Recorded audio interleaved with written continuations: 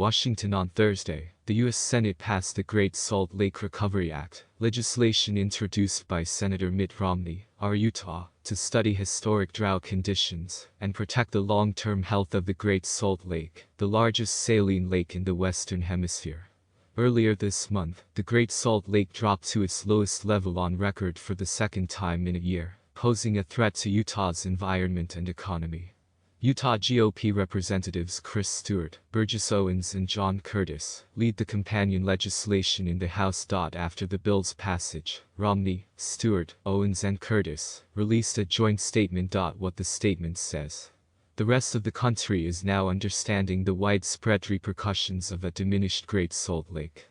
We must be willing to do whatever is necessary to make sure we preserve this iconic body of water. Today's passage of our Great Salt Lake Recovery Act highlights the sense of urgency that is needed if we are going to preserve and protect this critical body of water for many generations to come. We are proud that our legislation complements and elevates the work already being done by Speaker Brad Wilson and the state of Utah to develop a permanent solution to save our Great Salt Lake, and we urge the House to take it up so we can get it to the President's desk and signed into law without delay. What the act proposes to do. The Great Salt Lake Recovery Act builds on Utah's efforts to address the historic drought conditions of the Great Salt Lake and other saline lakes in the Great Basin in a number of ways.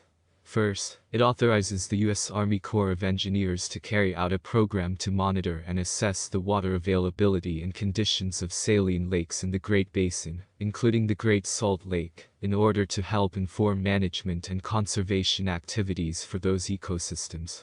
The agency will then coordinate with other entities to implement the program, which comes with $10 million in funding. It also directs a feasibility study to address drought conditions in the Great Salt Lake, which may include an identification of any potential technologies including pipelines, coastal desalination plants and canal reinforcement, capable of redirecting water sources, and necessary permitting to redirect water sources across state borders. What caused the crisis? Utah and the rest of the West is in the unrelenting grip of a drought that scientists say is the worst in 12 centuries.